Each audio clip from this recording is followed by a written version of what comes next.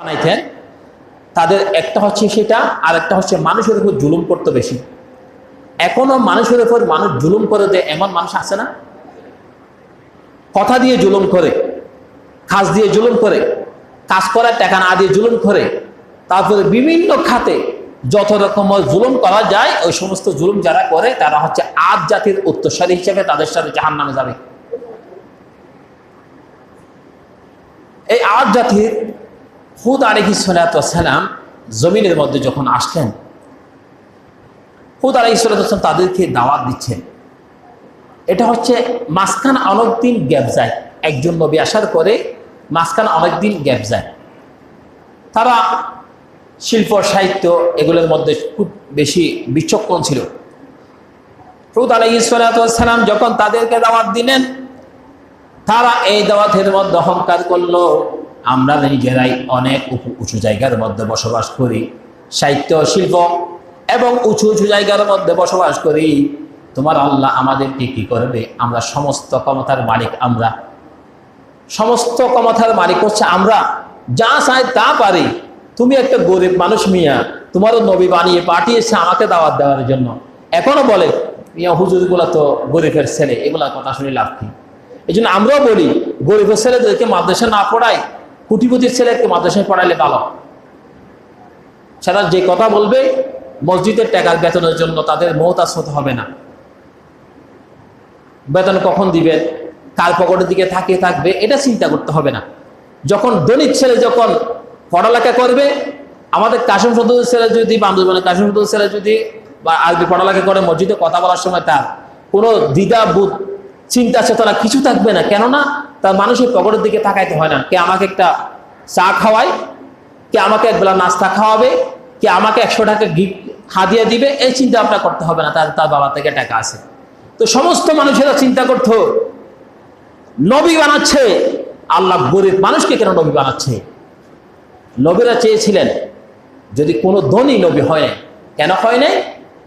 ধনীদের থেকে নবী আসে না। আল্লাহ বুঝাচ্ছেন যে সমস্ত মানুষেরা বলবে আল্লাহ তুমি, আচ্ছা ধনীরা যদি নবী হতো, আমরা যারা গরিব আছি তারা বলতাম না আল্লাহ তুমি নবী পাঠাইছো ধনীদের, এদের ধনী নবী বানাইছো, আমাদেরকে তুমি কেন গরিব বানাইছো? এটা আমরা প্রশ্ন করতাম। তো এটা আল্লাহ জানে কি না? আল্লাহ জানে বলে সমস্ত নবীদেরকে আল্লাহ কোনো ধনী বানাই নাই, আমাদের মতো সাধারণ বানিয়ে মানুষদেরকে দাওয়াত দেওয়ার জন্য পৃথিবীর মধ্যে পাঠিয়েছিলেন। সুবহানাল্লাহ।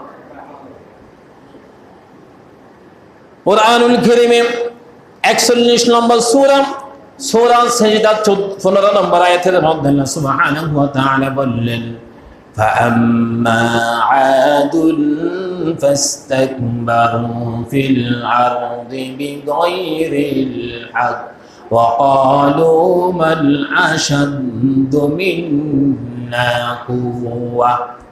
আল্লাহ তাআলা বললেন আদ জাতিরা অহংকার করে, জমিনের মধ্যে বিচরণ করে। তারা বলেছিল হুদ আলাইহিস সালাম যখন তাদেরকে দাওয়াত দিয়েছিলেন, তারা হুদ আলাইহিস সালামকে বললেন আমাদের থেকে শক্তিশালী পৃথিবীর মধ্যে আর কেউ নাই, আমাদের থেকে শক্তিশালী পৃথিবীতে আর কেউ নাই। আর নাই মানি আমি তোমার সাথে, তুমি নবীর সাথে যা মন চায় তা করতে পারি, আমার মতো শক্তি তোমার নাই। এটা বলেছিল হুদ আলাইহিস সালামের কওমেরা। এখনো বলে মিয়া আমি থাকতে তুমি কোন বাঘের বাচ্চা হুঙ্কার দিচ্ছ? আমার উপর কথা বলতে পারে জমিনের মধ্যে এমন লোক নাই, বলে কিনা? আমি থাকতে তুমি কথা বলছো? আমি আছি তুমি দেখো নাই? আমি নেতা, আমি এলাকার প্রভাবশালী, আমার টাকা আছে, পয়সা আছে, সম্পদ আছে, সমস্ত কিছু আমার। তুমি আমাকে আমি থাকা অবস্থায় এত শক্তিশালী ভাবে তুমি কিভাবে কথা বলছো? এরকম বলে দে। আল্লাহ জমিনে আল্লাহর হুকুমের উপরে নিজের কটাক্ষ করে কথা বলার জন্য জমিনের মধ্যে নিকৃষ্টতম মানুষ আছে নাকি নাই? হুদ আলাইহিস সালাম এই দাওয়াত যখন তারা মানল না, আল্লাহ তাআলা ওই আয়াতের প্রতিপক্ষে একটি আয়াত দিয়ে আবার তাদের কথাগুলিকে আল্লাহ তাআলা শেষ করে জানিয়ে দিলেন। আওয়ালাম ইয়ারাউ আন্নাল্লাহাল্লাযী খালাকাস সামাওয়াত ওয়া খালাকাহুন্না হুয়া আশাদ্দু মিনহুম কুওয়াতান ওয়া কানু বিআয়াতিনা ইয়াজহাদুন। তুমি মনে করছো তোমাদের থেকে শক্তিশালী নাই, অথচ খলাকাল্লাযী আন্নাল্লাহাল্লাযী খলাকা, আমি তোমাদেরকে সৃষ্টি করেছি। আল্লাহু আকবার। যিনি বলছে আমি শক্তিশালী, আর আল্লাহ বলছে আমি তোমাকে সৃষ্টি করেছি, তোমার কিসের শক্তি? মালিক বলছে আমি তোমাকে সৃষ্টি করেছি, তোমার কিসের শক্তি? আল্লাহ তাআলা সালিসের মোকাবেলা করে তাদেরকে জানিয়ে দিলেন, আমার থেকে, আল্লাহ তাআলা বলেন আমার থেকে শক্তিশালী কেউ নাই। তো হুদ আলাইহিস সালাতু ওয়াস সালাম বললেন, আল্লাহ চাইলে মুহূর্তের ভিতরে এই জমিনটাকে তছনছ করে ফেলতে পারে, সাগরকে নগর বানাইতে পারে, আর নগরকে সাগর বানাইতে পারে, আর সকালকে সন্ধ্যা বানাইতে পারে, সন্ধ্যাকে সকাল বানাইতে পারে, রাতকে দিন বানাইতে পারে, দিনকে রাত বানাইতে পারে। একজন পারে, তিনি কে? আল্লাহ। হুদ আলাইহিস সালাতু ওয়াস সালামের তিনি দোয়া করলেন, বদদোয়া করলেন, তারা যখন দাওয়াত কবুল করলেন না, আল্লাহ তাআলার কাছে দোয়া করার সাথে সাথে আল্লাহ তাআলা বৃষ্টি বন্ধ করে দিলেন। 3টি বছর পর্যন্ত জমিনের মধ্যে কোনো বৃষ্টি হয় নাই, অনাবর্ত 3টা বছর হাহাকার হয়ে গেছে। জমিনের মধ্যে মানুষ হাহাকার, আর পশু পাখি হাহাকার হয়ে গেছে, তাদের কোনো মানুষে পানি খাওয়ার জন্য কিছু পাচ্ছে না। 3 বছর অতিবাহিত হয়ে যাওয়ার পরে আল্লাহ তাআলার কাছে তারা দোয়া করল, রব্বুল আলামিন আমাদেরকে তুমি বৃষ্টি দাও।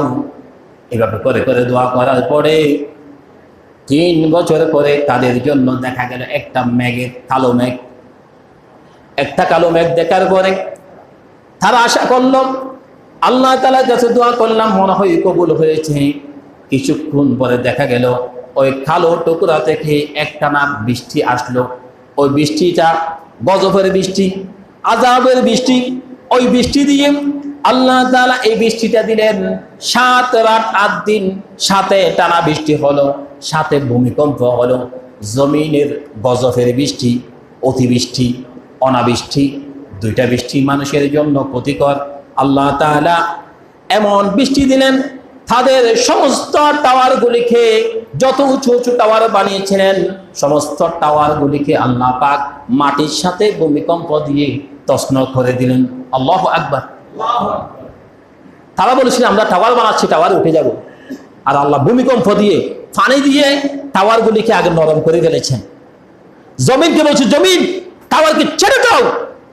জমিন তার হুকুম মানে, জমিন কার হুকুমে চলে? আল্লাহর হুকুমে চলে। গাছকে যদি বলে গাছ এই মাটি ছেড়ে দাও, গাছ পড়ে যাচ্ছে। মাটির নিচে তলদেশের মধ্যে ভূমিকম্প হয়। সমস্ত মানুষদেরকে বুঝিয়ে দিচ্ছে, অমানুষ আমি যা চাই তা পারি, আলা কুল্লি শাইইন কদির, আমি সমস্ত কিছুর মালিক আমি। দেখো না আমার সূর্য, আমার চন্দ্র, গ্রহ, নক্ষত্র, সমস্ত কিছু আমার হুকুম মেনে চলে। 1 মিনিট দেরিও করে না, 1 মিনিট আগেও আসে না, আমার হুকুম মানে বলে। আর তোমরাও যদি আমার হুকুম মানতা, তাহলে তোমাদের আমার সৃষ্টি জগতের সূর্য চন্দ্র যেমন সুন্দর মতো ক্রমান্বয় গতিতে চলে, তোমরাও যদি মানো, আমি তোমাদের জন্য জান্নাতের যে খাবার আমি তোমাদের জন্য এই জমিনের মধ্যে ব্যবস্থা করে দিতাম। সুবহানাল্লাহ। আমরা মানি না বলে এই জন্য আমরা পাচ্ছি না। তাহলে 2 নম্বর। 3 নম্বর হচ্ছে সামুদ জাতি। সামুদ জাতির কাছে আল্লাহ তাআলা একজন নবী পাঠালেন, তিনি হচ্ছেন